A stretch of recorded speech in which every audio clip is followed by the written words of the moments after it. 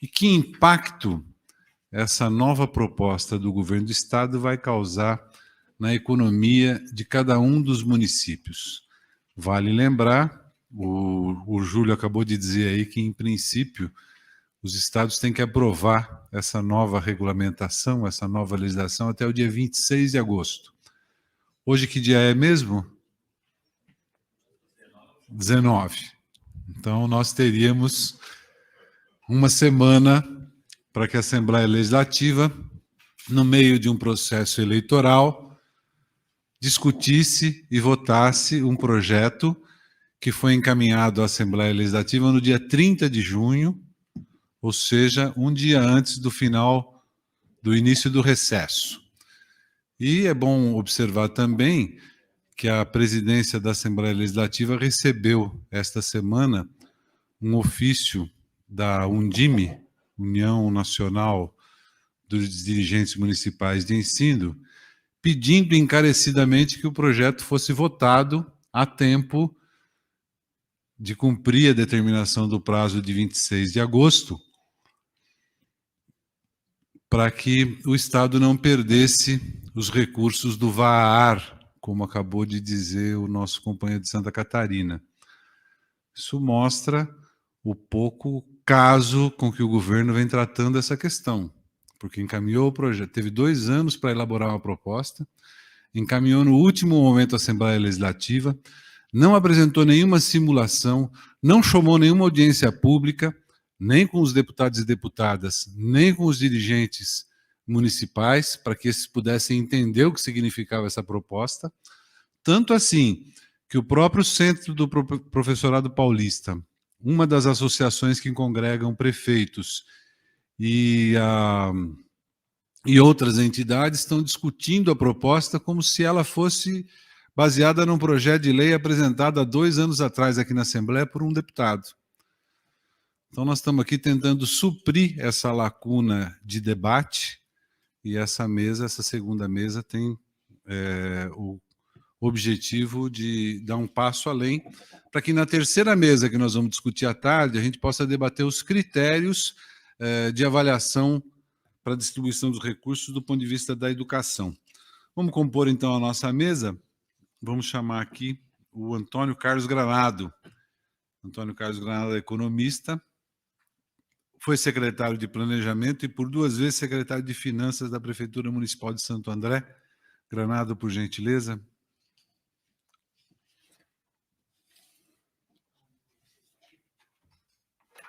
Aqui? Aqui, Granado. À minha direita, Granado, por favor.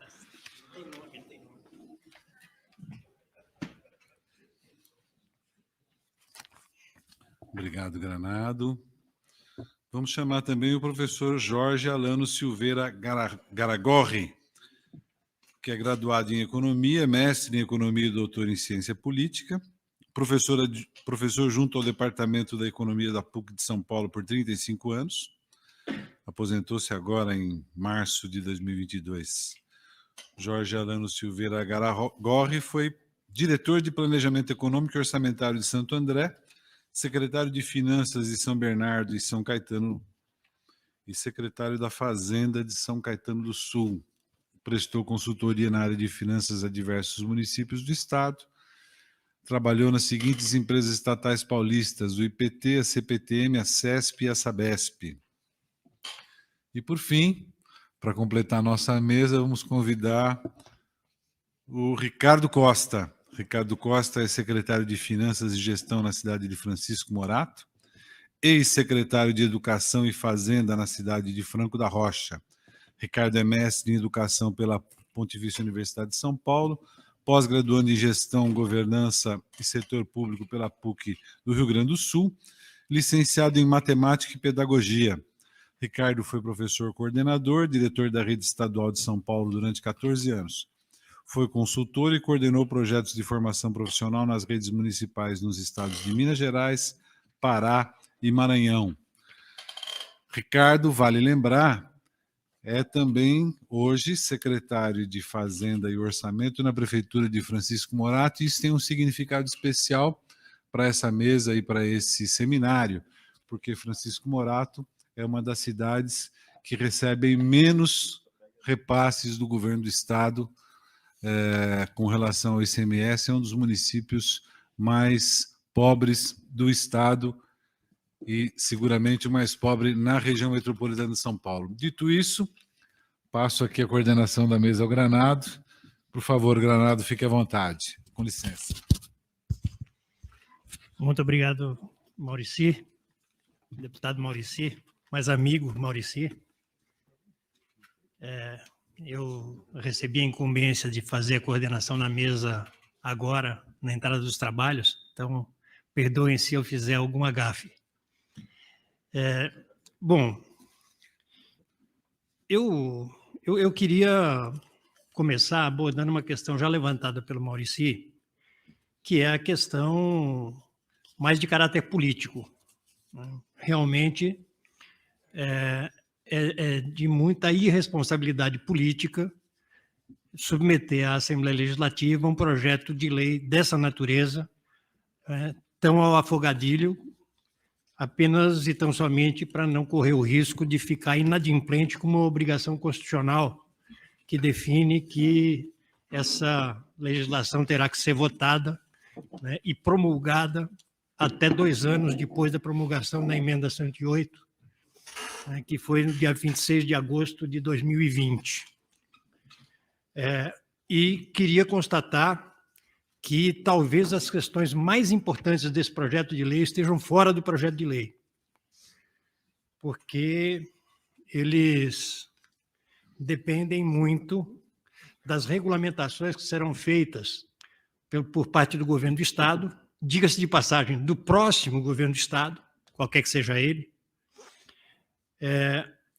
nos critérios que definirão o e quem, a partir de provas, etc., né, e a gente não tem nenhuma informação sobre como é que isso vai acontecer. Né? O projeto de lei nem os anexos dizem respeito a isso, apenas atribuem ao governo do Estado a complementação, né, da regulamentação desse projeto de lei que está em tramitação. Veja, primeiro eu quero falar rapidamente da emenda constitucional 108, que foi incorporada à Constituição, né, ao artigo 158, se não me engano, da Constituição, que tem 2 questões centrais. Uma é a da mudança do índice da participação dos municípios na receita do ICMS por parte dos estados.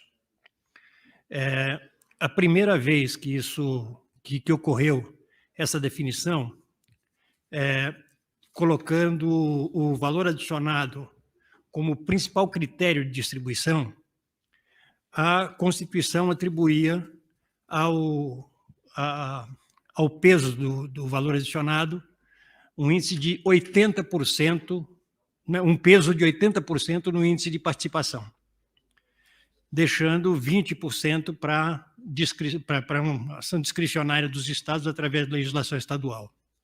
Isso cai depois na Constituição de 88 para 75%, ficando 25% para o arbítrio dos estados, né? Na época, o estado de São Paulo, não tenho a menor noção do porquê, definiu que seriam 76 e não 75, que era o limite dado pela Constituição.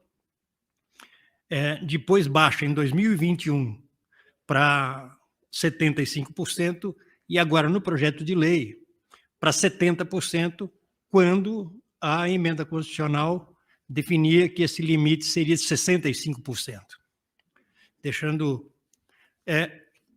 quando a Constituição define como critério principal de distribuição do valor adicionado aos municípios o valor adicionado, ele gera automaticamente uma distorção importantíssima, que não tem nada a ver com a legislação atual. Eu acho que a legislação atual piora um pouco isso, mas a definição de que os municípios que concentram a maior arrecadação de ICMS, e, portanto, que têm a localização em seu território de atividades altamente geradoras de ICMS, altamente geradoras de valor adicionado,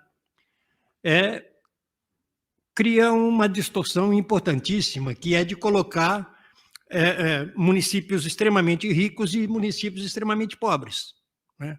Isso no estado de São Paulo colocou Paulínia como município com o maior índice per capita, maior participação per capita no ICMS, e colocou Francisco Morato como a pior participação per capita no ICMS. Isso tem rebatimentos em vários aspectos da ação pública dos municípios. Quando a Constituição também define a obrigatoriedade de destinação de 25% da sua receita própria ou transferida, né, à educação, é a velha máxima de um grande amigo meu e do Jorge, que é o Xangola, né, Maurício Mindres, que tinha uma máxima que dizia o seguinte: 80% de pouco é pouco, 0,5% de muito é muito.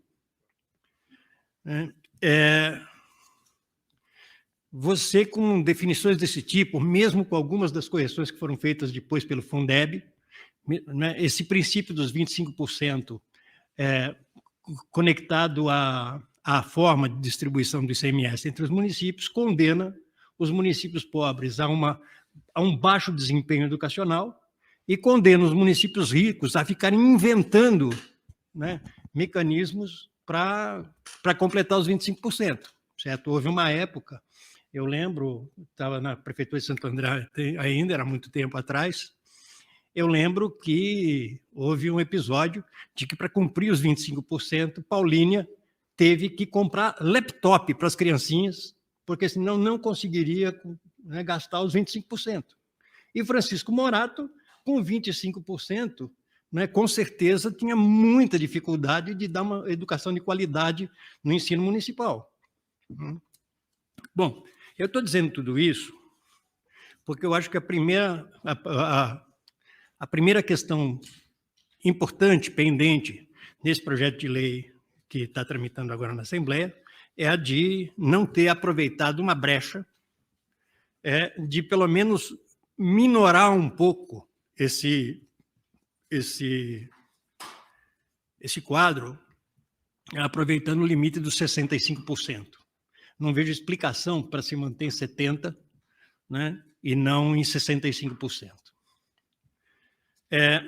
Outra questão que já vinha de antes e que, em boa medida, se mantém, em boa medida não, se mantém, porque não tem nenhuma proposta de alteração, né, é a utilização dos demais fatores de distribuição do ICMS na conformação do índice de participação. Por exemplo, mantém o tema de que 5% dos 30% do índice devem ser destinados, levando em conta o valor da receita tributária própria de cada município. Eu diria o seguinte: o ISS de Francisco Morato é baixíssimo, porque ele não tem nada que atraia serviços, não tem nenhuma outra atividade que atraia serviços. O IPTU de Francisco Morato, com certeza, é muito baixo, por mais que tenha avançado nas alíquotas, nas formas de definição, porque nós estamos falando de um município que tem um patrimônio imobiliário de baixo valor comparativamente aos demais municípios. Ora, quando eu atribuo à receita própria dos municípios um peso importante na transferência do ICMS, eu estou de novo privilegiando os municípios mais ricos e de novo enfraquecendo o potencial dos municípios mais pobres. Né? Isso é válido, que aí o peso é menor, né? mas você tem algumas outras questões aqui que reforçam isso. Bom, essa é a primeira grande crítica que eu faço ao projeto de lei que está tramitando. A segunda crítica que eu acho que é importante fazer é a de que os critérios de conformação dos valores, principalmente com a conexão ao tema da educação, eles estão contidos no anexo, né? E no anexo eles têm uma série de fórmulas de cálculo aqui. Primeira questão é a da definição do cálculo do IQEM, certo? O tal do Índice de Qualidade do Ensino Municipal. O IQEM, prevê-se aqui que ele seja o grande instrumento de multiplicação dos outros fatores, né? Um grande instrumento de aferição dos demais fatores da composição do valor adicionado. E o IQEM, ele tem por base aferições que são mais meritocráticas do que de outro caráter, né? Através de provas produzidas pela Secretaria de Estado da Educação, né? Ora, ao atribuir ao IQEM a maior importância do resultado dessas provas, que nós não temos a menor noção de o que sejam essas provas, porque ela está fora, ela virá, né, ela será regulamentada a posteriori pelo governo do Estado, ela mantém o critério central, né, de que a avaliação se dá a partir de provas, né, que serão apresentadas pela Secretaria de Educação do Estado. Bom, o IQEM, como multiplicador de todos os demais fatores, conforma o que o projeto de lei chama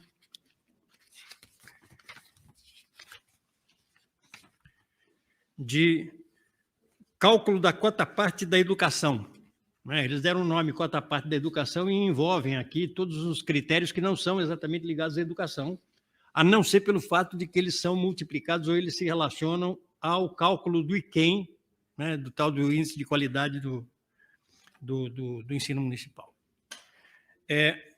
Aí, eu acho que é muito importante notar algumas coisas, certo? Eu ouvi críticas de que o projeto de lei acabaria com o peso relativo da população do município, que é o fator equalizador que faz com que os municípios mais populosos recebam mais ICMS do que os municípios menos populosos. Isso dá uma pequena correção, né, na distorção feita pelo peso relativo do valor adicionado, do valor. Bom, é verdade que o projeto de lei acaba explicitamente com esse critério, que hoje é de 13 pontos percentuais, né, mas coloca esse critério dentro do cálculo do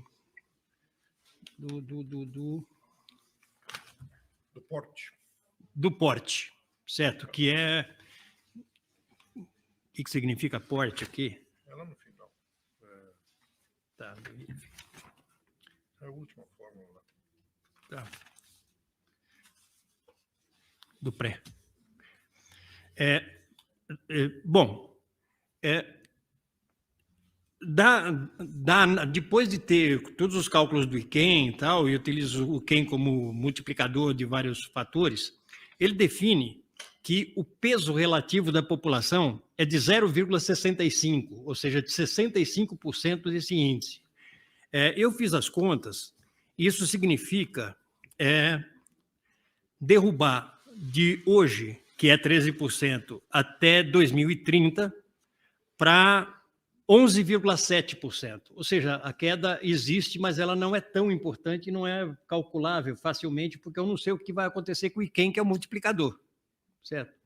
Então, isso poderia ter uma pequena correção, mas se eu olho para o fato de que eu caí que eu subi de 25% do ICMS para 30% do ICMS, se eu mantivesse todos os demais fatores por igual, eu teria nominalmente uma receita muito parecida, certo? Com um percentual um pouco menor, porque é um percentual um pouco menor de um número um pouco maior, né? Portanto, eu acho que aí não é uma questão, não é a questão de crítica, apesar de ser, certo, de ela ser aparentemente forte na primeira leitura. Eu fiquei assustado quando eu vi desaparecer o critério populacional. Eu só percebi que ele não tinha desaparecido quando eu li mais atentamente as fórmulas de cálculo, né? Ele aparece. Então, os problemas aqui estão em que os critérios eles mantêm a resultante de concentração de renda nos municípios mais ricos e perda de receita por parte dos municípios mais pobres. Essa é a resultante disso aqui, né? Da maneira como se afere a questão da educação e tal, né? O Jorge depois provavelmente vai aprofundar isso, porque nós conversamos muito rapidamente antes, né? É óbvio que haveria a possibilidade de utilização de outros fatores, né? Fora... Estou tirando de barato já a crítica que eu fiz de ter trabalhado com 70% e não com 65%, certo? Não vou falar disso, vou falar da resultante. Há outros critérios que poderiam ser utilizados que fossem compensatórios deste processo de perda, certo? Eu pergunto, qual é o incentivo que eu dou com este critério a que Francisco Morato melhore a qualidade do seu ensino? Eu não dou nenhum incentivo. Esse projeto de lei não dá nenhum incentivo a isso, né? E, no entanto, ele vai considerar, a menos que a Secretaria de Educação de Paulínia seja incompetente, ele vai atribuir a Paulínia, né, um crescente índice de qualidade do ensino. É natural isso, porque tem muito mais recurso e, portanto, tem muito mais capacidade né? Deveria ter trabalhado de alguma maneira com algum critério que invertesse isso, ou seja, que o crescimento ou a melhora do processo educacional fosse premiado, certo? Com mudanças de qualidade relativa, certo? Ou seja, eu acho que essa é a essência desse projeto. Esse projeto é irresponsável por estar vindo de maneira muito atrasada para o debate na Assembleia Legislativa. Essa é a primeira grande crítica.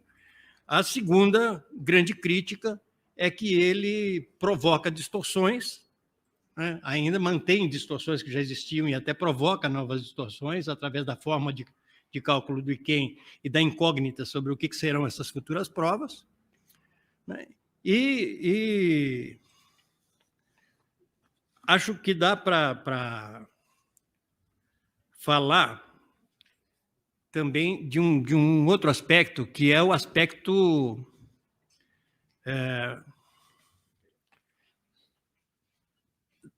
do receio, né, de trabalhar com um processo de transição um pouco mais longo, certo? Eu considero que realmente cair de 75 para 65 num processo muito rápido, né, teria um impacto difícil de compensação, né, por projetos que já estejam em andamento em vários municípios, certo? Eu não posso condenar a Paulínia a brecar projetos que estejam em andamento, eu não posso fazer isso, eu tenho que criar um processo de transição, né? Eu poderia ter trabalhado com um critério de transição até mais longo, eu poderia chegar a 10 anos, não tem nenhum problema, mas eu teria uma tendência à modificação do processo, à modificação desses critérios que derivam da Constituição, mas que são altamente concentradores de riqueza em municípios já detentores de outros aspectos que lhe dão capacidade, né? Então, eu vou parar por aqui, já estou acompanhando o relógio ali na frente. Esse é mais malvado, esse relógio. Eu vou passar então para o Jorge fazer novas considerações. Jorge, com você. Só uma coisa, na apresentação que o Maurício fez do Jorge, ele esqueceu de mencionar uma coisa importantíssima. O Jorge é um gaúcho de origem basca, certo? Não é qualquer coisa, isso é importante. Né? Jorge, com você. Então, bom dia para todos, né? Eu fiz umas transparências, mas não trouxe o retroprojetor. Né? Cadê minha apresentação? Nem o mimeógrafo também. Esse é do nosso tempo de jovens, né, mano? como é que eu posso ver? Ele vai projetar lá? Ele vai apresentar lá na frente. Eu... Aqui, melhor aqui. Uhum. Ok. Pessoal, o que eu vou procurar analisar é a lógica desse PL 424, né? E avaliar os possíveis impactos, inclusive perdas de oportunidade de avanço que está se tendo, né? Basicamente, são esses os pontos, né? Então, se você puder jogar aqui embaixo também. Aqui embaixo do PC. Eu controlo o tempo, pode deixar. Sou rápido, né? Mas eu vou começar falando uma coisa que me incomoda. Esse negócio de falar ICMS da educação. O ICMS educacional me incomoda isso aí. Pelo seguinte aspecto, né? Inclusive, no projeto de lei, está escrito participação no ICMS da cota parte, participação da cota parte do, como é que fala, do ICMS, né, da cota parte da educação no ICMS. ICMS educacional, ICMS da educação, eu tenho a impressão que o pessoal está confundindo habeas corpus com corpus Christi. O que acontece? O fato de se incluir alguns critérios educacionais dentro da distribuição do bolão do ICMS não acrescenta nenhum centavo de ICMS educação. Nenhum. Não só pelo fato de que é só uma redistribuição entre os municípios, uns podem ganhar mais, outros podem ganhar menos, isso aí não vai aumentar o bolão do ICMS. Certo? Mas também pelo fato de que não tem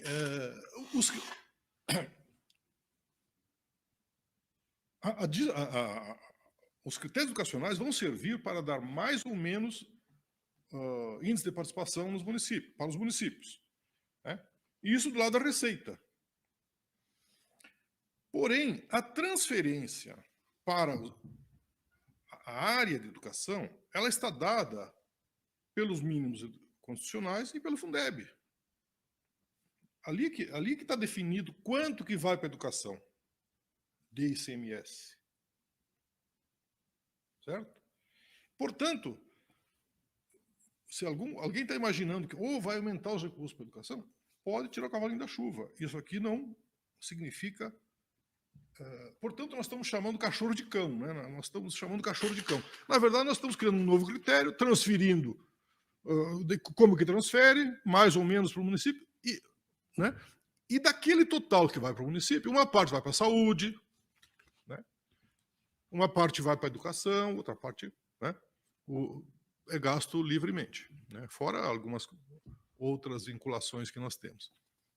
Está claro isso? Então, esse é um ponto que eu gostaria de começar por aí.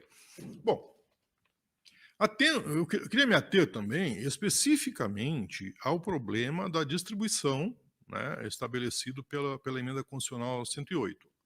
É uma emenda extensa, ela faz uma série de alterações. Especificamente no que se refere ao critério de distribuição do ICMS, é o ponto que eu quero tratar aqui, nesse momento, né? Então, é o seguinte. Primeiro, essa coisa de que já vem lá da Constituição, né? Até agora, recentemente, né? A base para distribuir ICMS passa de 75 para 65. Isso é um baita de um avanço. Esse é um ponto fundamental dessa, né? A rigor, eu nunca consegui compreender por que, tecnicamente falando, o valor adicionado é considerado como principal, né, 3/4, né, do critério de distribuição. Nunca consegui entender. Veja só, os municípios gastam com gente, basicamente, né, com saúde, com educação, etc. E aí você tem Qual a justificativa de que o Estado que tem mais indústria precisa receber, né, muito mais recursos? Qual a justificativa? Ah, ele gastaria mais com os caminhões transportando, né, gastaria mais com as ruas, né, transportando os produtos industrializados. Qual seria a justificativa? Nunca. Né?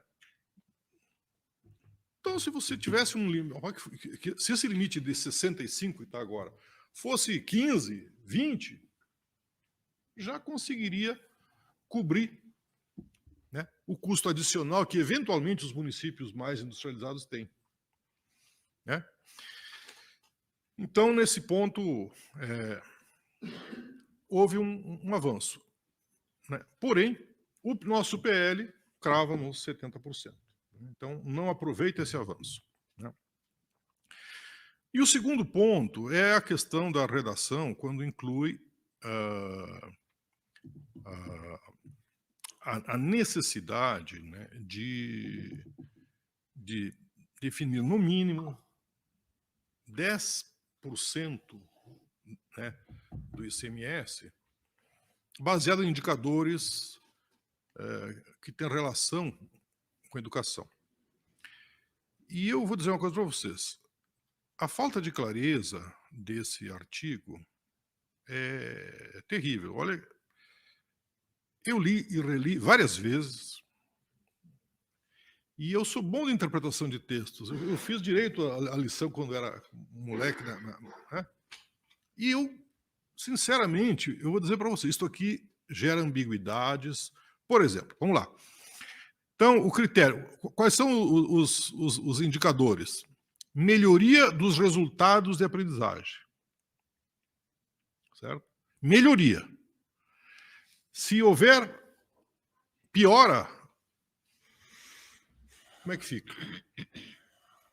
Tá? Então, se o município teve uma redução por causa que piorou os seus resultados de aprendizagem, ele pode considerar esse projeto de lei inconstitucional, porque o que a Constituição fala é que ele só pode considerar para cima, só melhoria. Pioria, não. Né? Esse é um ponto.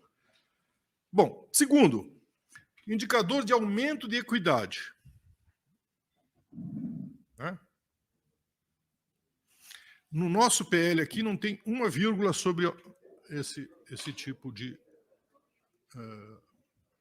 indicador. E aí, por último, assim, considerado o nível socioeconômico dos educandos. E esse considerado... Né? Então, vejam que o Constituinte, aí no caso não é o Constituinte, o Legislativo não foi muito feliz, né? E, por último, como já foi nessa redação. Né? Bom, por último, colocar a questão aí do prazo, né? Que efetivamente passaram-se 2 anos, uma inércia total no governo do Estado de São Paulo. Aparentemente, os prefeitos também não pressionaram e chegamos à situação ridícula de discutir um projeto de impacto de longo prazo em 1 mês, basicamente, dado o recesso. Então, eu louvo essa iniciativa do deputado Maurici, porque é uma oportunidade da gente discutir. Vamos passar mais um aqui. Só para deixar claro a questão da inconveniência do critério de distribuição baseado no valor adicionado, no VAF. Né? Se a gente pegar o ranking em termos nacionais, né, com dados de 2021, você tem que as 100 maiores ICMS per capita, né,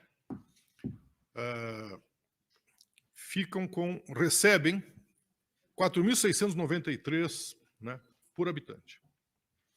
E envolve um conjunto de 1.300.000 pessoas.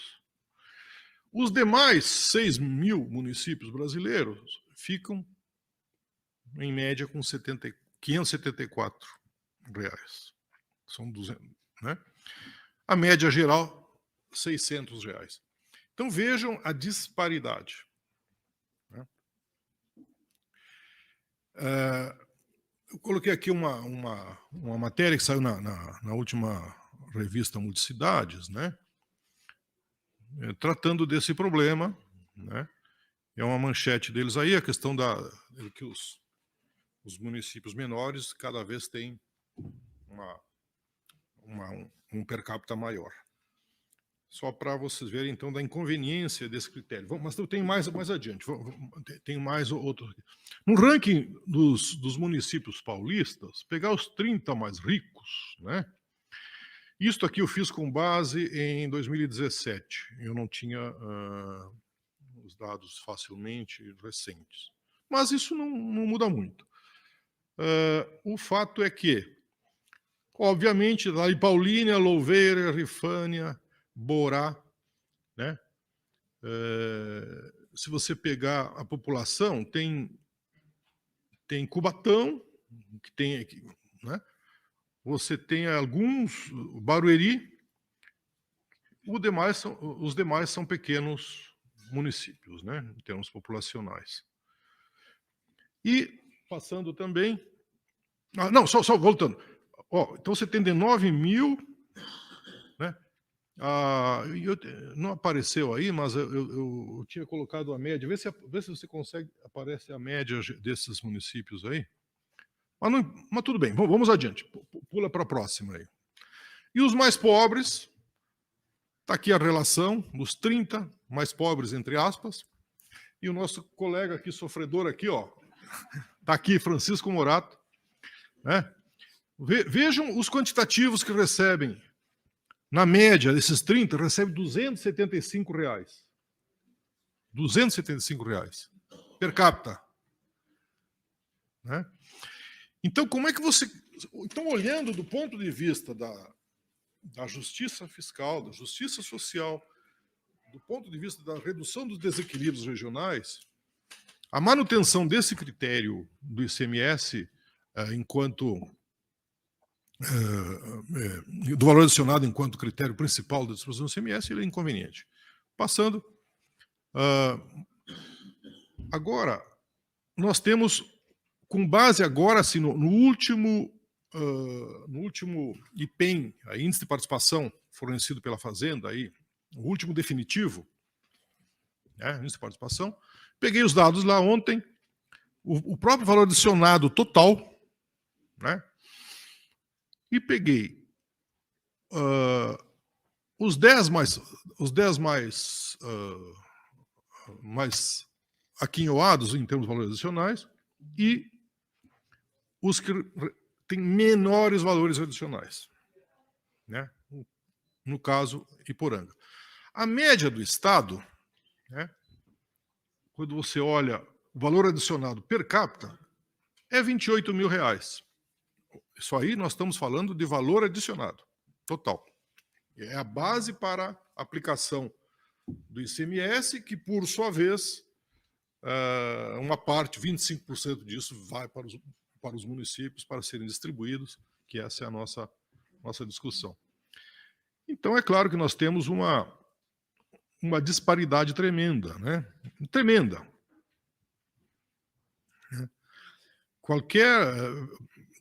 Então, pegando a ponta de cima e a ponta de baixo, o valor adicionado per capita é extremamente diverso, de magnitude está aí. Então, vamos adiante. Esses dados são importantes para a gente analisar o projeto que está chegando, o projeto 424. Pode passar para mim? Está aí. Então, aqui só reprisando, né? O valor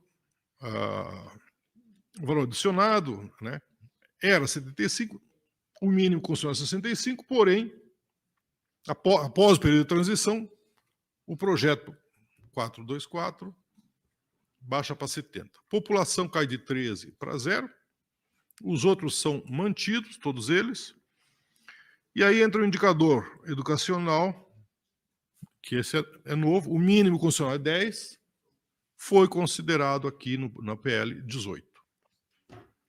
Tá? Passando, só para... Né?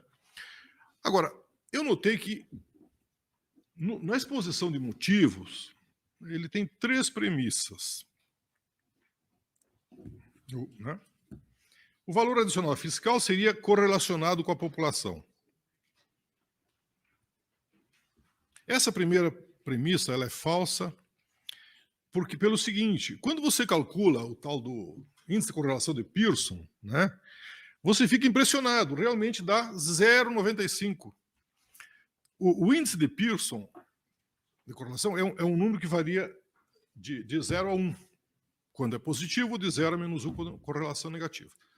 Então, qualquer índice de correlação acima de 70% é considerado correlação forte. E deu 0,95.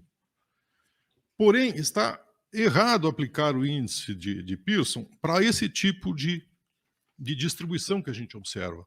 A relação entre as duas variáveis, população e o tal do valor adicionado, não é linear. Ele só vale para quando há uma relação linear. Se não fosse assim, não estaria acontecendo aquele per capita que nós vimos, né? Extremamente, o valor adicionado de Paulínia e os né? Extremamente diverso. Então, não cabe usar, né? Porque o índice de Pearson, basicamente, ele calcula o desvio padrão, e com base, ele calcula a média, e aí cada observação da série faz a diferença em relação à média, multiplica as variações, as diferenças, os desvios padrões, né? E depois divide pela somatória de todos eles, raiz quadrada, enfim, é uma formulinha que tá, qualquer um acha na internet aí. Bom, então está trabalhando com média. E eu aprendi com um cara chamado Granado, quando comecei a trabalhar com ele em 89, em Santo André, o seguinte, que a média é muito perigosa, né? A história, ele me falou assim, ó, tem um cara que estava com os pés no forno e a cabeça no congelador. A temperatura média do corpo dele estava 36,5, temperatura normal, né? Ou o cara que morreu afogado num lago, cuja profundidade era 30 centímetros, profundidade média. Então, a média aqui não serve. Então, essa análise de achar que... Não, a população, como já tem critério de valor adicional fiscal, então retira o critério populacional, que não vai afetar em nada. Está errado, sabe? Está errado. Tecnicamente errado. Não tem como dizer que há correlação. Não é possível afirmar correlação, porque quando você plota os dados no gráfico e olha antes, né, dá um negócio, um lá em cima, outro lá embaixo, um negócio tudo distribuído. Não existe aquela nuvem, mais ou menos, né, que dá a ideia de uma distribuição linear. Então, não tem como falar isso. Então, está errado imaginar esse tipo de coisa. O segundo ponto, a segunda premissa, que existe correlação entre receita própria e valor adicionado. Isso é verdade, é 0,92. Ou seja, é claro, onde tem muita indústria, muita atividade econômica, você vai ter atração de serviços, a contratação de serviços, o Granado já tocou nisso, vai trazer mais gente, você vai demanda por imóveis, o valor dos imóveis vão subir, né? Então você tem IPTU, vai ter negócios e, portanto, o ITBI vai crescer, de tal forma que a receita própria vai bem aonde tem valor adicionado alto, né? Então, está correto, a distribuição é essa mesmo, nesse ponto eles têm razão. Porém, eles dizem o seguinte, né? Na segunda premissa, que os critérios adotados pelo Estado ao privilegiarem população e receita própria geraria uma distribuição semelhante ao valor adicionado. Então, aí essa segunda parte está errada, mais uma vez, né, porque não é possível afirmar que há correlação entre receita própria e população. Então, população não pode ser confundido, ela não anda no mesmo sentido do valor adicionado e tampouco anda no mesmo sentido da receita própria. Receita própria e valor adicionado, esses sim andam juntos, né? A terceira premissa, a questão da... Está escrito lá, o atual modelo de distribuição não geraria incentivos suficientes para a administração municipal aprimorar políticas públicas e alcançar melhores resultados em áreas estratégicas, pois o repasse não seria meritocrático e pouco varia. Isso está como premissa. A questão da meritocracia a gente vai discutir um pouquinho mais adiante. Tá? Vamos lá?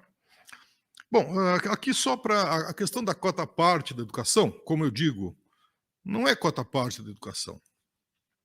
Dá a impressão que vai ter um recurso específico para a educação. Não. Nem um centavo a mais para a educação esse projeto traz. Nem um centavo. É só distribuição. Repito, é chamar cachorro de cão. Por isso que eu botei entre aspas esse troço aí. Bom, aqui nós temos variáveis que tratam de alfabetização, com base em prova, de alunos do segundo ano, uma avaliação de crianças do segundo ano. A questão também dos anos iniciais, com o quinto ano, uma prova de matemática e português, no quinto ano. E o índice... Bom, antes de mais nada é o seguinte, eu fico pensando, uma vez que isso vai gerar mais ou menos recursos, quem vai aplicar essas provas? Quem vai fiscalizar? O sigilo dessas provas tem que ser aplicado no mesmo dia, no mesmo horário, é um negócio complicadíssimo. Está se criando um monstro aí. O município que vai mal um ano, no outro ele diz assim, o secretário de Finanças chega para a secretária de Educação, combina com as professoras aí para resolverem a prova na lousa, que aí as crianças vão bem, vamos aumentar os recursos. Não, eu não sei como é que vai ser. O custo de se aplicar uma prova com todo o sigilo, tipo Enem, essa coisa toda, é isso que vai ser feito? Bom, então esse é o tal do IQUEM. E por último entra a questão do fluxo, do abandono ou reprovação. Passando adiante. Tá, eu vou já terminar. Adiante? Pode passar?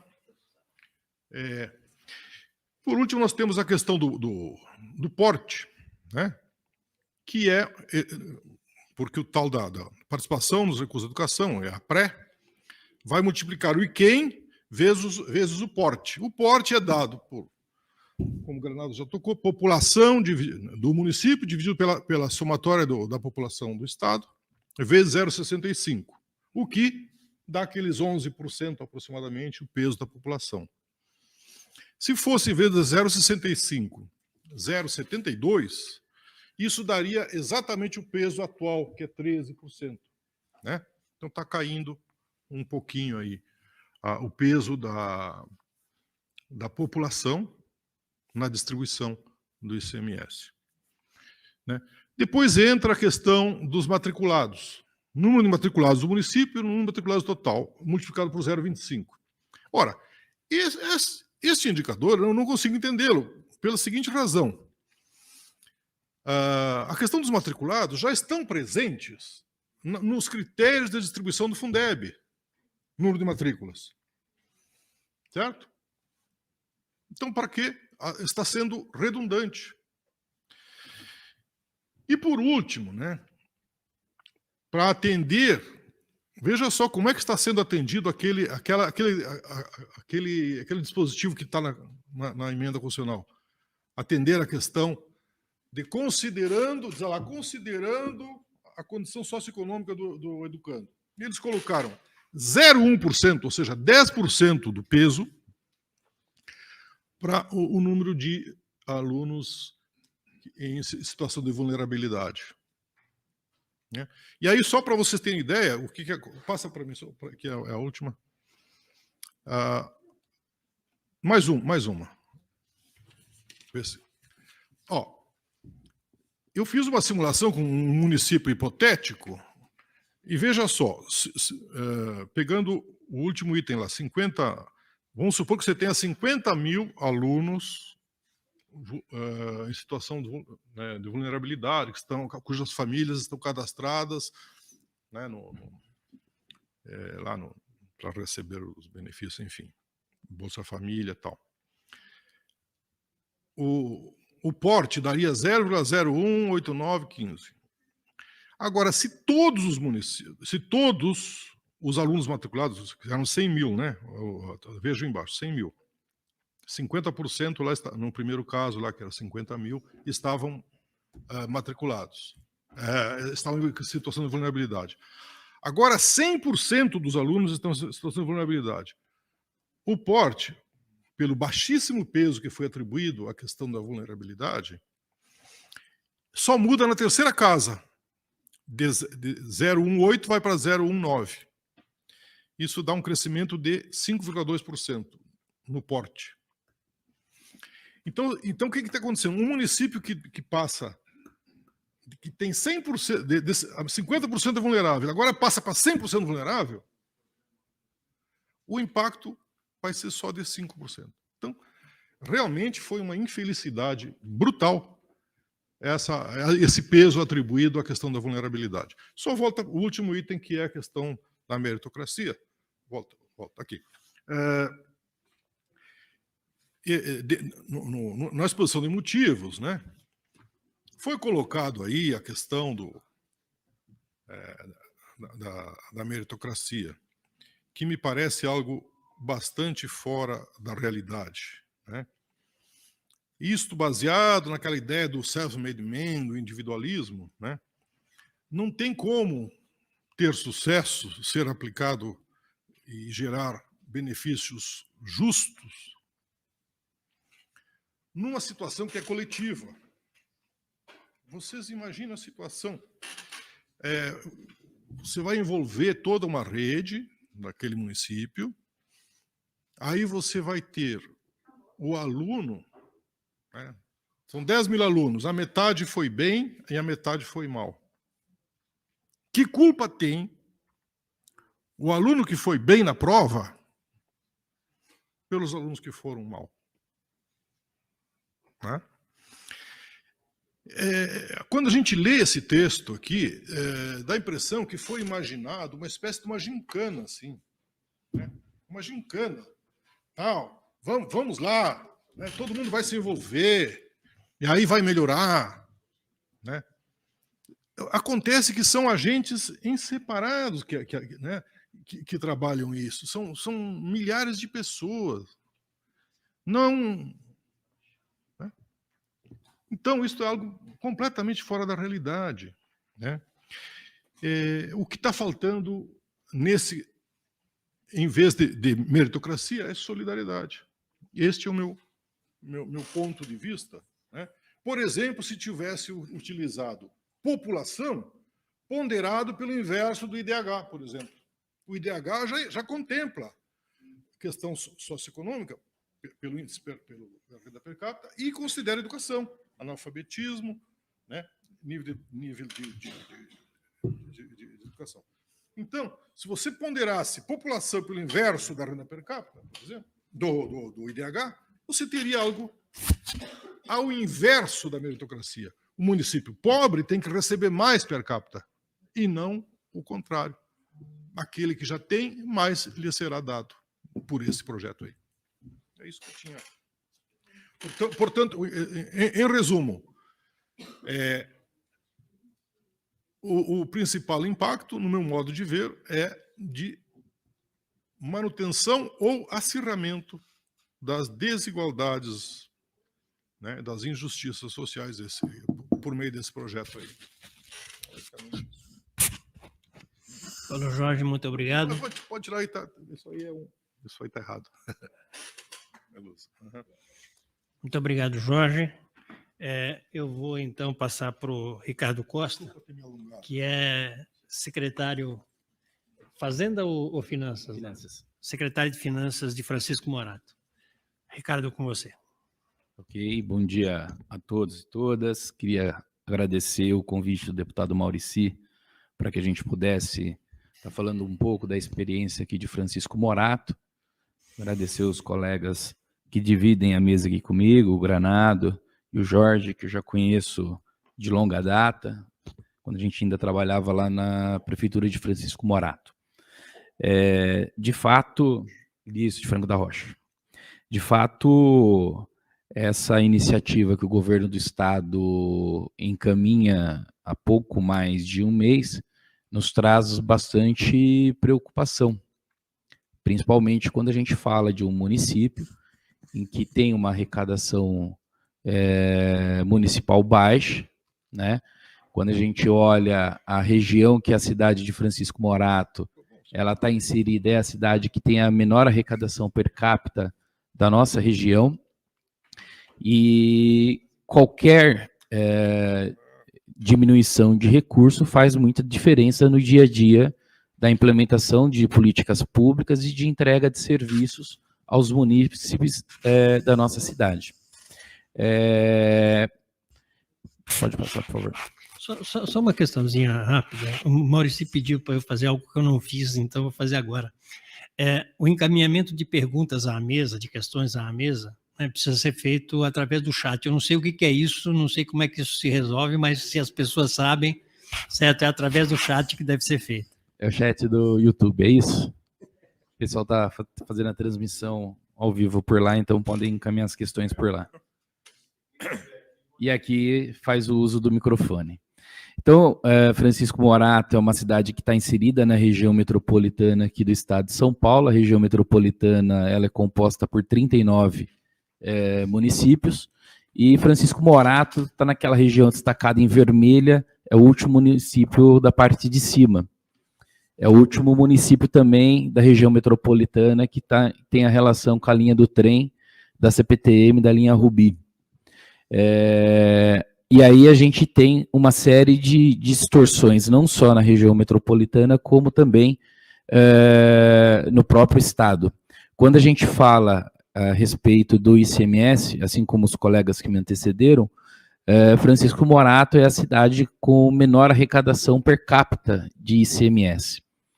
E isso se deve principalmente porque a cidade ela tem um valor adicionado baixo e também tem uma receita tributária baixa, né? É muito difícil a gente observar uma cidade que tenha um valor adicionado alto com uma receita tributária baixa. É praticamente impossível. E aí a gente tem, nesse cenário do estado de São Paulo, as distorções quando a gente olha e estabelece uma certa relação per capita, porque aí a gente olha o tamanho de cada município, o tamanho de cada população, para a gente entender até que ponto essa distribuição ela é mais justa ou desigual. Quando a gente olha o projeto de lei que foi encaminhado aqui para a Assembleia Legislativa, esse projeto ele reforça ainda mais essa desigualdade na hora de distribuir o recurso que é arrecadado no estado de São Paulo, né?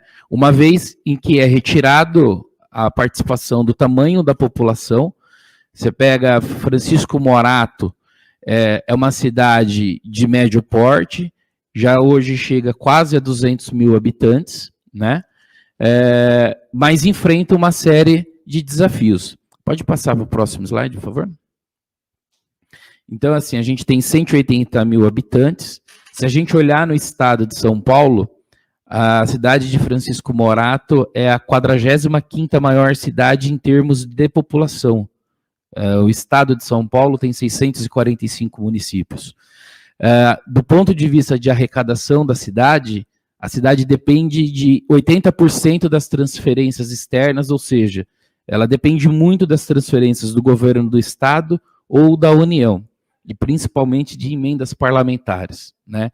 Basicamente, o que a cidade consegue fazer de investimentos na cidade são as emendas parlamentares que acabam chegando para incorporar o orçamento municipal.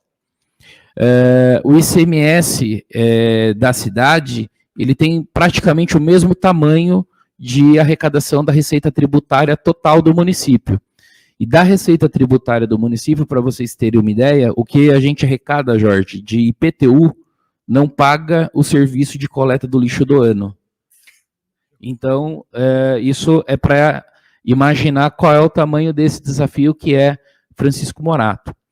30% da população ela está classificada na faixa de extrema pobreza, ou seja, significa que o município vai ter muito mais desafios na área de serviços públicos, sejam eles na área de educação, de saúde, de assistência, para dar conta de todos esses anseios da população.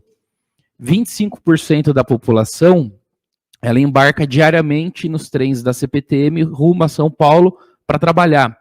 Ou seja, a cidade ela também não consegue gerar emprego na própria região, consequentemente, esse efeito dominó ele acaba acontecendo também. A gente tem lá na cidade já classificado 91 áreas de risco ou áreas de inundações, e isso demanda uma atenção muito grande por parte do poder público, porque quando a gente pega esse período de chuvas, é o período que ninguém dorme na região, principalmente Franco da Rocha e Francisco Morato, né? Vira e mexe período de novembro a março, essas duas cidades, elas aparecem com bastante recorrência na imprensa, porque são cidades que têm característica do seu relevo que acaba tendo inúmeras áreas de risco. Francisco Morato, assim como é no estado, na região metropolitana de São Paulo, é a cidade que tem o menor PIB, aliás, tem o menor PIB per capita da região metropolitana de São Paulo e o menor índice de participação per capita no estado de São Paulo. Como os colegas que me antecederam aqui, o Jorge e o Granado falaram, eu acho que esse sobrenome que foi dado ao ICMS, ele é de maneira equivocada, porque vários profissionais da educação entendem que parece que tem uma nova receita para a educação, quando, na verdade, os estados precisam regulamentar esse dispositivo que foi inserido na emenda constitucional 108, para que os municípios tenham acesso a uma outra fatia do Fundeb, ou seja, não tem uma relação direta com a questão do ICMS.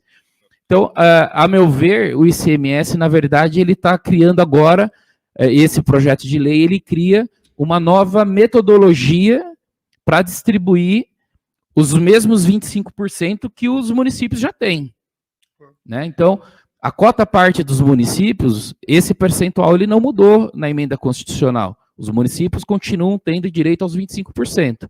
E essa emenda, ela faz uma provocação para mudar a metodologia dessa distribuição.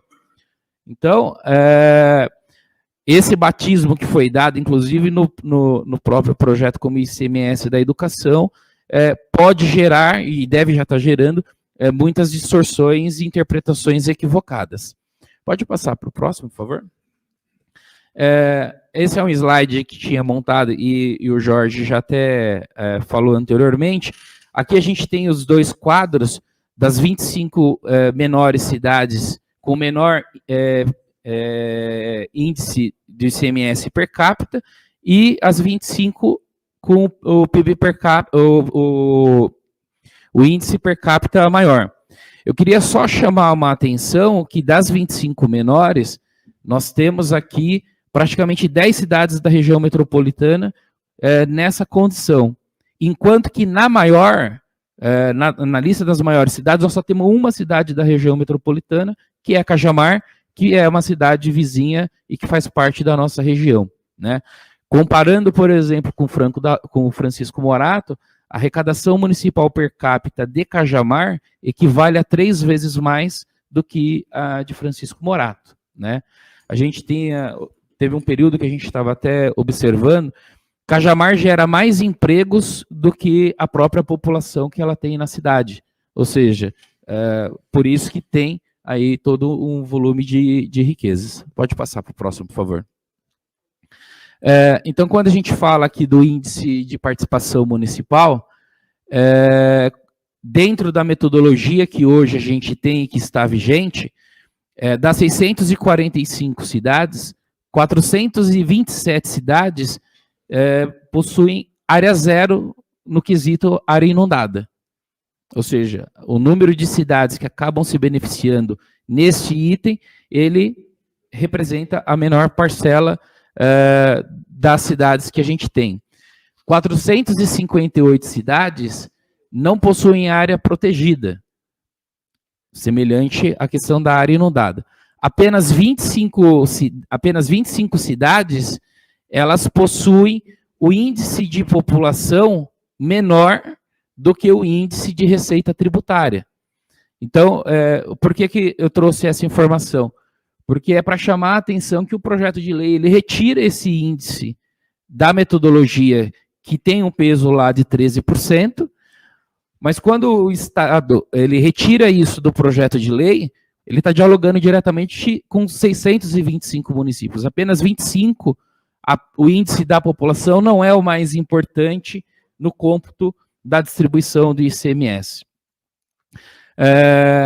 11 cidades da região metropolitana, já falei, que estão entre as menores com índice per capita, e apenas uma da região metropolitana, que é Cajamar, nessa condição. 66% das cidades do estado de São Paulo possuem o índice de participação dos municípios per capita abaixo da média estadual, ou seja, há uma necessidade de se rever essa metodologia para garantir uma justiça fiscal que seja mais eficiente e que garanta que os municípios tenham condições de entregar mais serviços e mais investimentos aos munícipes. O índice de participação médio, comparado com o de Francisco Morato, ele é 6 vezes maior, ou seja, o índice que Morato tem de participação do ICMS, ele é irrisório, até mesmo do ponto de vista quando a gente olha simplesmente o índice médio do estado de São Paulo. E se a gente for olhar para Paulínia, que é a cidade que tem o maior índice per capita, Paulínia tem um índice 59 vezes maior do que o de Francisco Morato.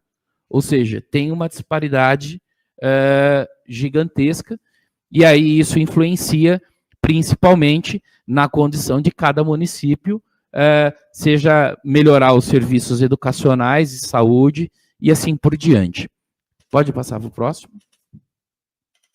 Aqui é só uma tabela exemplificando o modelo vigente e o que o projeto de lei que está tramitando aqui na Câmara, ele trata das distribuições dos percentuais, e eu trago a informação aqui do texto que foi apresentado, que é o texto do substitutivo número 2 a esse projeto, que inclusive o deputado Maurici assina esse substitutivo.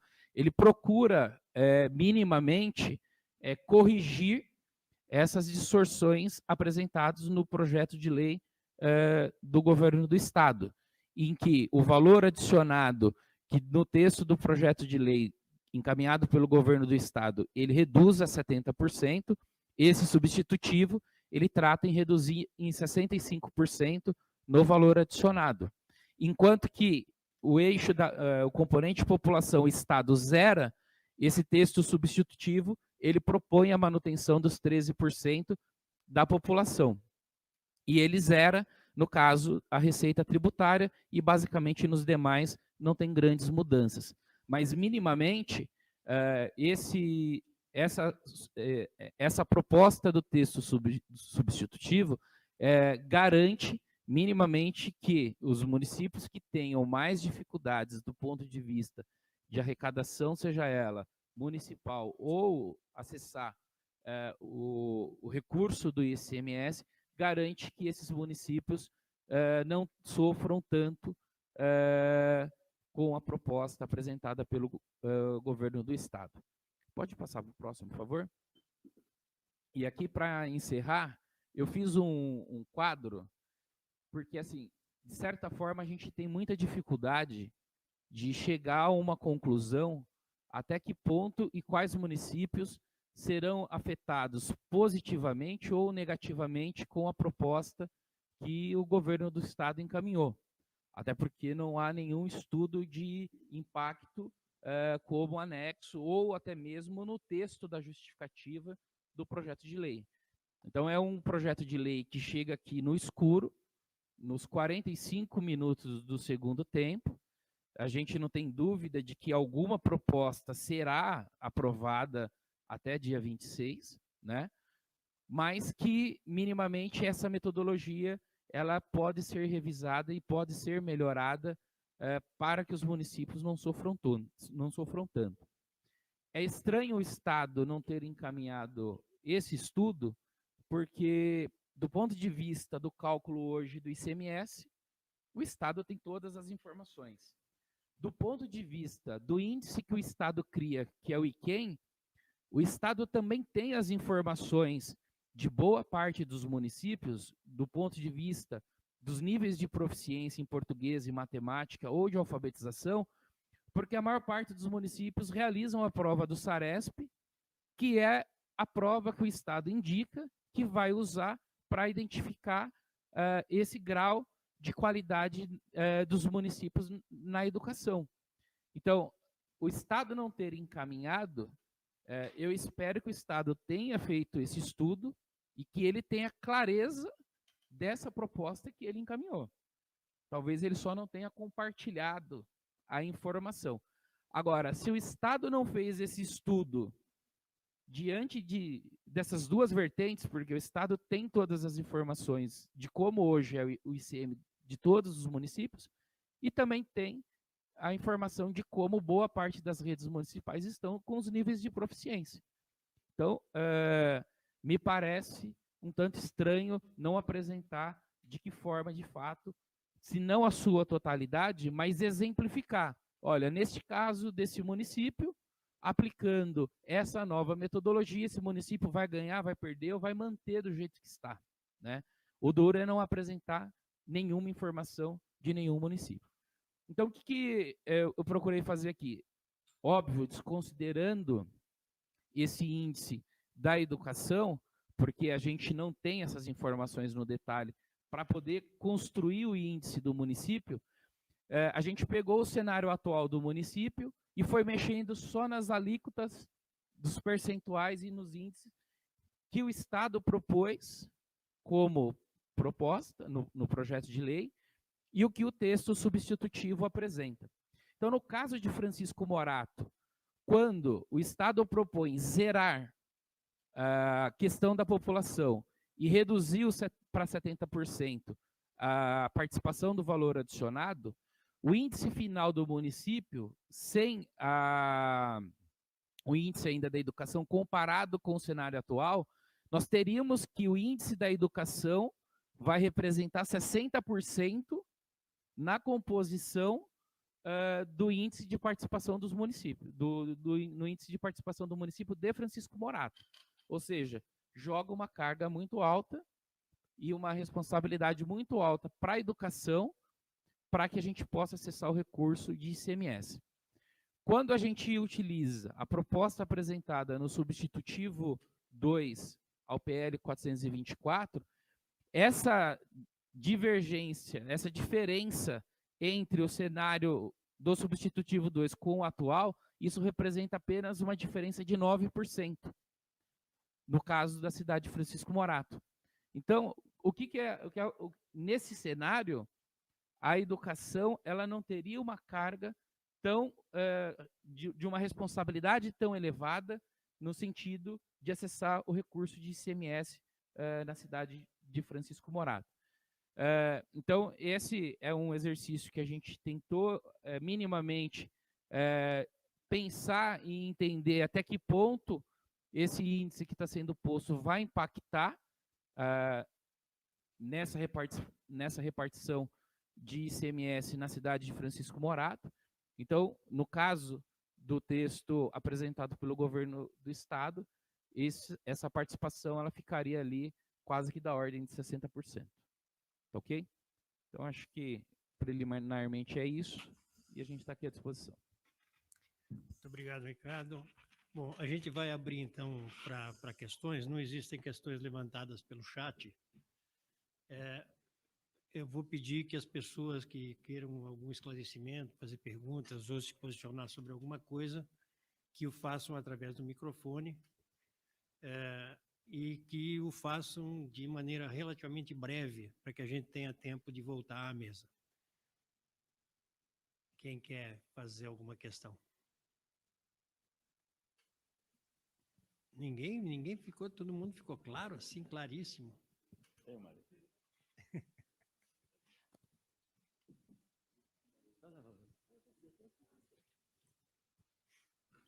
Bom, boa tarde, gente. Obrigada pelas explicações.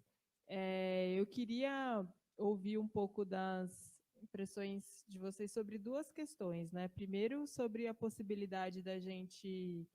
Eu entendi que a mesa concorda que a gente pode avançar um pouco mais em pegar percentuais, né, pontos percentuais do valor adicionado fiscal em relação ao que o governo faz, que não usa na potencialidade aquilo que foi permitido, e hoje é o principal critério concentrador de recursos que a gente tem, né? Então, entendi que é um consenso.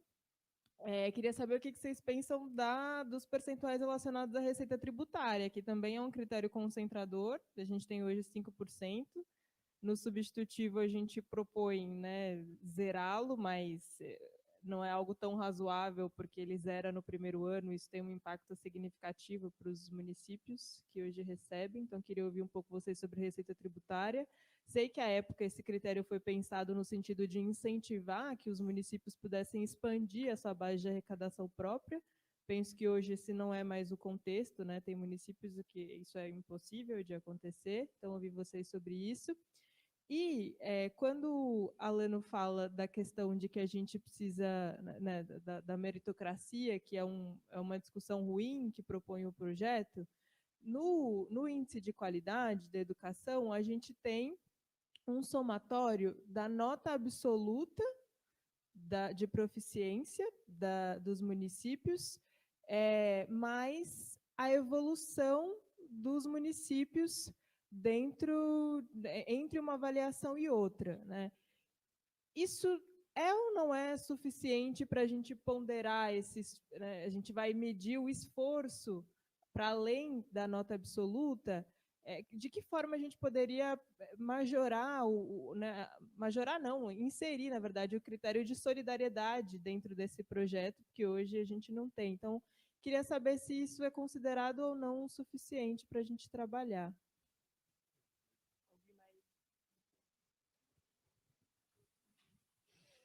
Boa tarde. Eu acho que vocês levantaram questões que são centrais para elucidar os mecanismos de reprodução da desigualdade. Eu acho que é central. Então, acho que a primeira consideração que tem que ser feita é que, ao lado dessa discussão, é urgente fazer a reforma tributária geral no país. Porque, sem isso, a gente consegue apenas arranhar minimamente esse problema central. Então, acho que essa é a primeira questão. A segunda questão, que acho que vale a pena levantar, e depois que eu vi a reação de vocês a respeito, é essa questão do prazo. Tem o prazo de 2 anos, que agora vence 26 de agosto, para os estados votarem essa proposta. No caso de São Paulo, que não houve qualquer discussão prévia, o prejuízo pode ser, tem gente que diz que nem isso vai acontecer, de ter algum repasse do VAR, e foi falado antes que dos 5 mil municípios do país, só 2.500 receberiam, provavelmente São Paulo estaria, ou pelo menos a grande maioria, imensa maioria dos municípios de São Paulo está fora. Então, se não é mais importante, ao invés de cumprir esse prazo, claro que até o final do ano tem que ser feito, porque pela Constituição os valores vão ser repassados em 2025 e com apuração em 24, com base em 23. Então, aí necessariamente tem que ter isso até o final do ano. Mas se não é mais importante do que cumprir este prazo, onde não tem sanção, inclusive, exceto uma eventualidade de não ter algum repasse adicional, de fazer essa discussão a sério, e levando e pegando as duas pontas que parece que estão descobertas. Uma, a ponta da justiça tributária, de tentar minorar os efeitos da desigualdade atual, porque esse projeto também não tem o potencial de equacionar e de resolver isso, não tem como, e, de outro lado, de tentar incorporar a experiência do Ceará, eventualmente algum outro estado do Nordeste, de tentar, sim, ter efetivamente resultados de melhoria das condições de educação que não se resumem apenas à prova, mas de condições materiais das escolas, de infraestrutura, etc., etc., levando também em consideração onde tem um grande gap aí, que é a questão da educação infantil, especificamente as creches. Então, se a questão central hoje, ao lado disso, não é tentar fazer a discussão de verdade, se isso não deve ser uma prioridade, com a participação dos municípios para levar essa questão. Uma terceira observação, seguinte, na tabela que o Costa apresentou, Cajamar está entre os 25 melhores. Só que me parece, e aí é uma coisa a conferir, talvez nas projeções, que não é só porque tem um valor adicionado acima da região, mas porque tem uma população relativamente baixa. Se tivesse proporcionalmente a mesma arrecadação, a mesma receita, mas com a população menor, não estaria. Tanto que municípios como São Paulo, que tem uma arrecadação excepcional, Guarulhos, que tem uma arrecadação excepcional, no conjunto dos municípios do Estado, na ordem do índice de participação, estão por volta do 400º lugar. Então, na verdade, me parece que a variável central, pelo que vocês estavam expondo, e essa é uma coisa interessante, no fim das contas, antes de mais nada, é a população. Então, eu acho que isso tem que ver, se conseguir ser inversamente proporcional ao índice de desenvolvimento humano, como o Alan está propondo, melhor ainda. Mas me parece que o critério constitucional atual deixou de considerar é que o valor agregado, na verdade, é uma grande distorção. E quando foi implantado no auge do processo de industrialização, foi isso, considerando que esses municípios industriais iam ter uma grande necessidade de gerar infraestrutura e serviços para a população que ia se dirigir a esses municípios, esqueceu que essa população não necessariamente ia se dirigir a esses municípios, mas podia se dirigir aos municípios vizinhos, que não teriam esse valor agregado, como é o caso de Tavares. Então, esses critérios estão totalmente defasados. E aí fazer uma ampla discussão para ver como que consegue minimamente minorar os efeitos agora, aproveitando essa pequena janela de oportunidade que se abriu. Obrigado. Mais alguma observação? Só isso? Tá bom. Então, vamos trabalhar agora em sentido inverso, certo? Eu passo a palavra primeiro para o Ricardo. Ricardo, com você. Quando nós, tanto eu e o Jorge, apresentamos aquela tabela que, por exemplo, tem em Cajamar, aquelas informações do índice de participação per capita, ou seja, ela já está adaptada a essa realidade proporcionalmente ao tamanho da população. Então, nesse caso, a gente não trabalhou com as informações de arrecadação bruta, coisa do tipo. Tem uma questão que o PL ele traz, ele foca apenas a questão do índice de qualidade nos alunos do ensino fundamental com a questão de níveis de proficiência, enquanto que as redes municipais, elas não trabalham só com os anos iniciais do ensino fundamental, né? As redes hoje, elas têm a educação infantil que cresceu muito nos últimos anos. E é uma preocupação que, por exemplo, o PL substitutivo traz, dentro da fórmula de composição do IQEM, traz essa informação e composição em relação ao atendimento da educação infantil. Uma das coisas que me chamou a atenção da experiência que foi relatada na primeira mesa, especificamente Ceará e Santa Catarina, foi essa questão do diálogo e da participação dos municípios na construção da proposta que seria implementada, né? O Ceará ele se torna uma referência no país em educação, justamente porque existe um regime de colaboração entre Estado e município muito forte, o que em São Paulo não acontece, embora o Plano Estadual de Educação ele tenha essa previsão, que é um plano estadual desde 2016.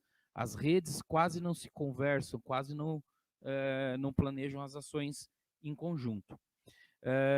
Então, assim, respondendo um pouco do que a Alana falou, acho que a questão do retorno da população ser considerada, ela é de extrema importância para a gente poder minimizar esse impacto do que o governo do estado coloca, né? No substitutivo que tem ali, e ele zera a receita tributária, traz um pouco mais de impacto aos municípios que têm maior arrecadação tributária, mas na hora do final, que a gente vê o índice de participação, não tem tanta influência nesse aspecto, né? Mas evidentemente que precisaria de um tempo maior, que é o que o colega aqui sugere, se não é o caso de não votar agora e deixar mais para frente. Essa questão, por exemplo, do VAR, os municípios até hoje não acessaram, seria a primeira possibilidade a partir de 2023, né? É uma questão a se pensar, né? Os municípios já não contam com essa receita, mas já contam com a receita do ICMS, que pode trazer mais prejuízos do ponto de vista geral nas cidades. Então, acho que é isso. Deixar um pouco agora para os colegas. Jorge, com você. Perfeito. Bom, em relação à primeira pergunta dela, né, em relação à receita própria, de fato, na medida em que ela anda junto, totalmente correlacionado com o valor adicionado, se dependesse de mim era zero o peso da receita própria, né? Porque na prática, seria uma forma da gente estar reduzindo aqueles 65 mínimo, a gente está baixando mais um pouco, né? Mas, agora, o outro ponto, a questão dos indicadores de qualidade, né? Claro, eu não entrei nesse mérito, mas eu acredito que aqui, dentro de quem, né, aqueles dois indicadores, a prova, as duas provas, tal, eu não acredito que reflita a qualidade da aprendizagem, né?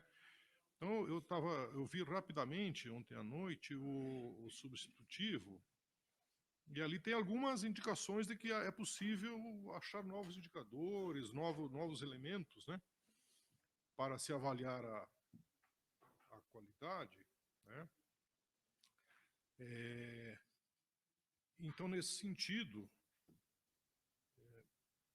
eu acredito que é um desafio muito grande, tem que ter muita reflexão, um grupo de trabalho bem preparado, para criar indicadores objetivos, que sejam comparáveis, né?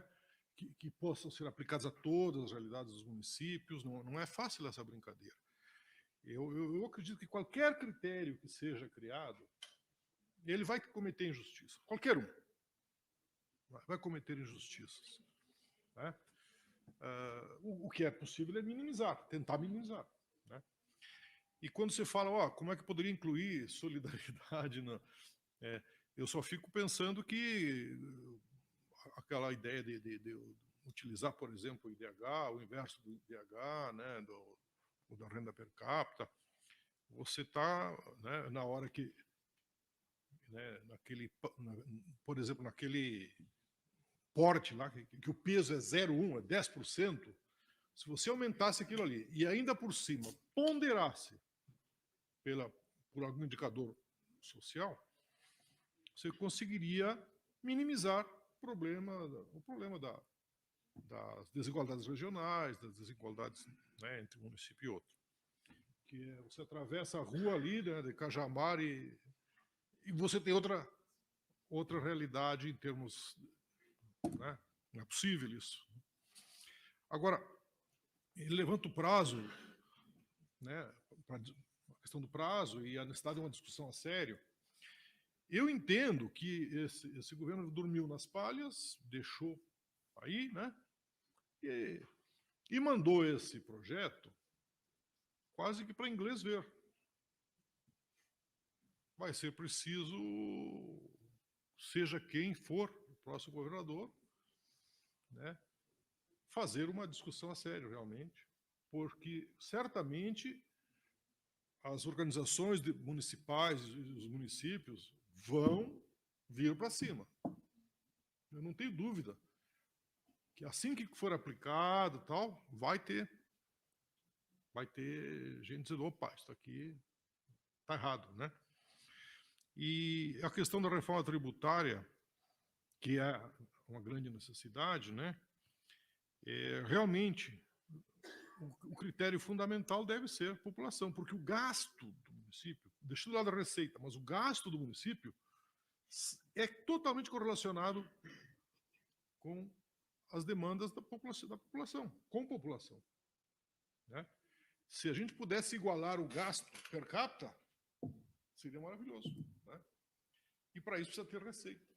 E, portanto, o critério população deveria ser central na Constituição e não o valor adicionado. Esse ponto. Obrigado, Jorge. Eu vou tentar levantar algumas poucas questões. Bom, primeiro, pegando o que o Ricardo Gutermann levantou, né, várias das questões mais importantes não estão nem neste projeto de lei, nem na capacidade do governo do Estado de legislar sobre o tema, certo? Eles estão fora, eles estão em escala federal e demandam processos políticos mais complexos, né? A reforma tributária, se for pensar nela, a reforma tributária tem várias condicionantes, certo? O problema do ICMS, né, tentar mexer no ICMS pura e simplesmente, sem entender que o ICMS é um imposto injusto por natureza, né?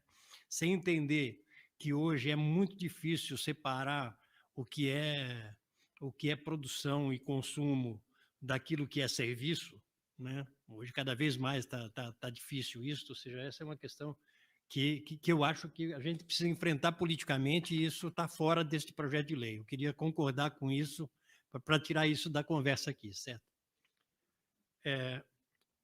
Veja, eu queria tentar levantar uma questão que, para mim, é de caráter político, certo? Entendo que as possibilidades de alteração deste projeto de lei no prazo que se tem, dada a premência de votação que está colocada e dado, inclusive, o fato de que a não aprovação de alguma coisa em tempo hábil cria uma situação de inadimplência por parte do governo do Estado de São Paulo, certo? No cumprimento de um preceito constitucional, ou seja, a maldita data de 26 de agosto, né?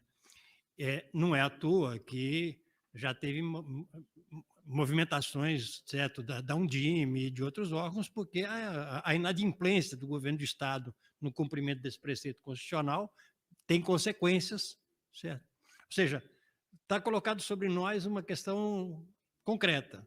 Precisa existir uma legislação num prazo relativamente curto. Qual é a correlação de forças que se tem para fazer uma alteração séria sobre esse projeto de lei? É uma pergunta que eu não tenho resposta, certo? Ela está aqui na alçada da própria Assembleia Legislativa e da correlação de forças internas da Assembleia Legislativa. Mas, qualquer que seja essa possibilidade, e pela absoluta inexistência em mãos dos deputados de elementos para fazer uma análise de impacto mais séria através de simulações, certo? A inexistência disto deixa todo mundo, né, segurando, rigorosamente, segurando as calças, certo? Porque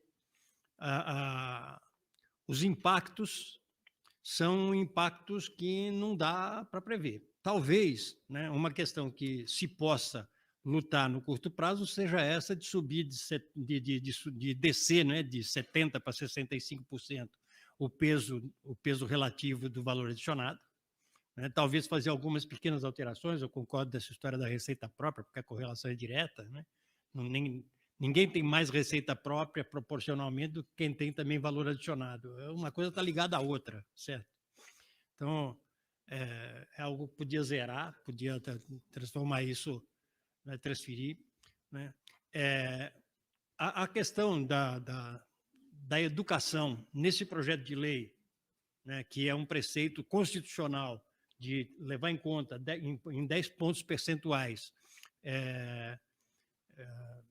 certos índices educacionais medidos pelo IQEM e valores de maior equidade medidos através de índices de vulnerabilidade dos alunos, né, do pessoal inscrito no cadastro único, mas que tem crianças nas primeiras séries, tal, né? Isso aqui, o projeto de lei, de verdade, não resolve, certo? Porque, apesar de criar, para efeito de camuflagem, porque eu não vejo outro motivo, É verdade. né? Para efeito de camuflagem, esta história de cota-parte da educação, certo? Quando constrói essa cota-parte da educação, ela, na verdade, não dá peso importante para a educação, certo? O peso mais importante continua sendo de população. É engraçado esse negócio, certo? Os caras zeram a educação e continua sendo o fator mais importante no cálculo, né? É a educação, com o peso de 65%, certo? Depois, quando pondera questões de educação, o Jorge chegou a abordar isso, de alguma maneira cria critérios que são de mérito, certo? E que são de mérito mensurável mais facilmente em municípios mais ricos do que em municípios mais pobres, né? E por critérios que são de provas que já existem hoje e tal, certo? Eu acho que isso aqui é um blefe, né? Do ponto de vista da importância da educação, apesar do nome CMS da educação, isso aqui é um blefe, né? Para fazer alguma proposta de alteração, eu acho que duas questões são centrais. Uma é peso relativo da população, certo? Peso relativo da população tem que ser levado a sério como o critério mais importante para mim do que educação, porque tem uma relação absolutamente direta entre uma coisa e a outra, né? Isso talvez possa se trabalhar dentro de um substitutivo, não sei que correlação de forças se tem para aprovar um substitutivo. De qualquer maneira, como o grau de liberdade que se tem para uma mudança séria neste projeto de lei é baixo, certo? Eu acho que se coloca de cara, pelo menos, uma questão de caráter político. Este projeto, ele precisa ser, em aprovado, ele precisa ser regulamentado no prazo de 90 dias, ou seja, na verdade, quem vai regulamentar esse projeto é o próximo governador, qualquer que seja ele, não é o atual, né? E, portanto, vai utilizar para fazer essa regulamentação critérios seus, que não estão claros de jeito nenhum, porque está tudo aqui ao arbítrio do próprio governo do Estado. Então, eu acho que tem um movimento político importante, que é o de, não conseguindo ter alguma coisa que preste desde já, deixar claro que é necessário levar a sério essa questão da reorganização do ICMS do Estado de São Paulo, nos marcos daquilo que está colocado hoje na Constituição, sabendo que o que está colocado na Constituição é concentrador, certo?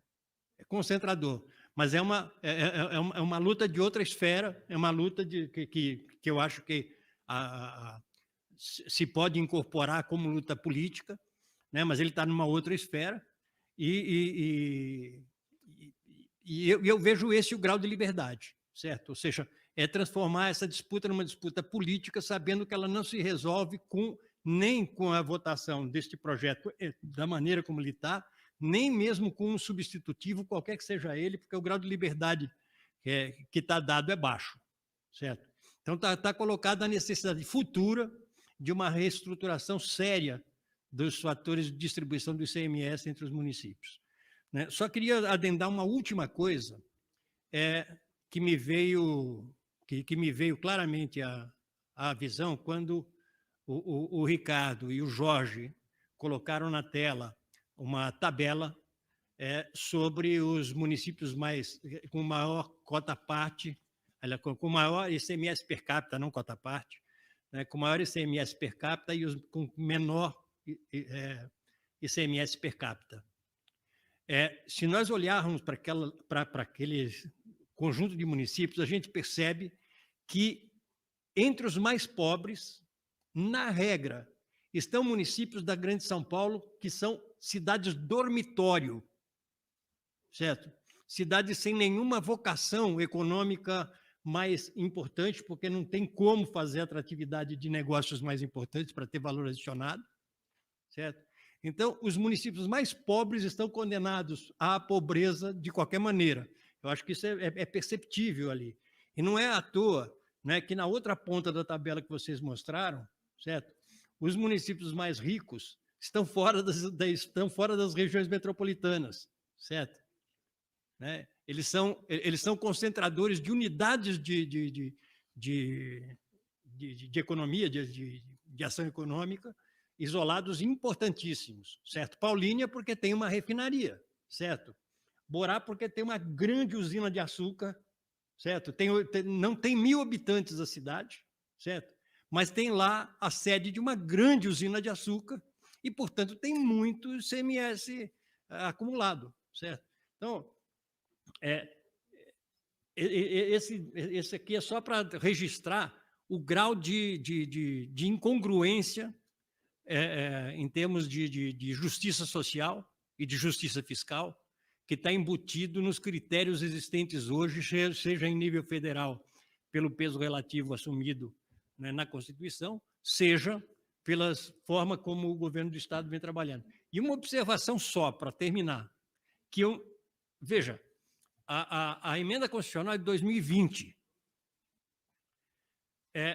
O governo do Estado produziu uma mudança em 2021, certo? Sem nenhuma relação com o critério apontado pela Constituição, certo? Baixou de 76% para 75%, né, o peso relativo do valor adicionado, né, que eu não consigo entender qual é a razão política disso, não consigo entender, certo? A sério, tendo já na mão a obrigatoriedade de fazer uma mudança mais séria, certo? Levando em conta novos critérios da emenda 108, né, faz essa bobagem, certo? É só para registrar. E queria agradecer muito ao convite, queria agradecer ao deputado Maurici, queria agradecer a todas as pessoas presentes, queria agradecer ao Jorge, ao Ricardo, né? Mas eu acho que esse é um debate que ainda vai precisar se prolongar e que vai afetar o próximo governo. Muito obrigado.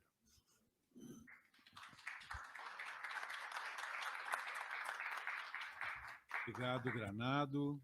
Obrigado, Jorge. Obrigado, Ricardo. A participação de vocês tem sido e continuará sendo muito importante, porque o debate, ora aberto, não deve se encerrar aqui. Vai longe. Não é? Também quero agradecer a todas as pessoas que nos acompanharam até esse momento de forma presencial aqui, também pelo YouTube.